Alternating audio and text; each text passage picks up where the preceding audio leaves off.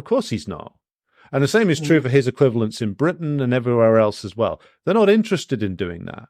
What they're interested in is carving out a little area for themselves where essentially they can be the, in Russia prior to 1917, there was an avenue for it existed for what was called a legal Marxist, which is basically somebody who could present a very diluted, bastardized form of Marxism that would get endorsed essentially by the Tsarist government.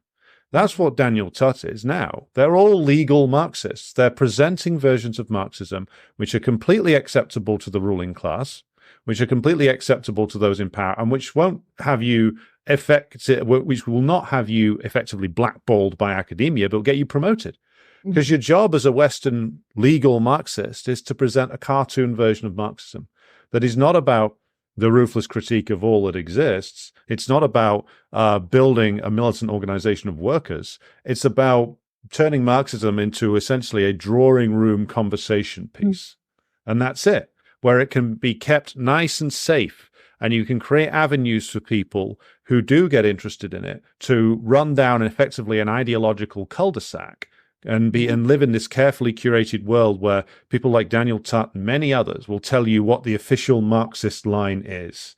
And you can remain there and never be bothered by the state authorities or never fall foul of the reactionaries at all, because that's a nice, safe road that they've been given. And as long as they stay in it, they'll be left alone.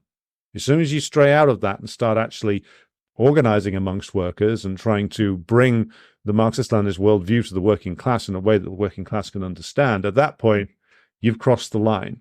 And these guys don't want to cross the line. They want to spend their time trying to own the feminists online. That's safe. He's petrified of it. And the first time I saw this, and that's where I got him when I was looking at that, I'm like, it seemed to me like he had this idea. So he wanted to talk to him. But he had to literally check off everything off his list to make sure that nobody could come at him later. Like, no, but I mentioned the trans stuff. No, I mentioned this stuff. No, I mentioned the meme. I mentioned Dugin. I mentioned Heidegger. I mentioned all this stuff. So I protected myself, like a prophylactic of disclaimers and finger pointing. So now I can bequeath with you. I can allow you to have this discussion with me. I mean, I'm thinking, who does this guy think he is?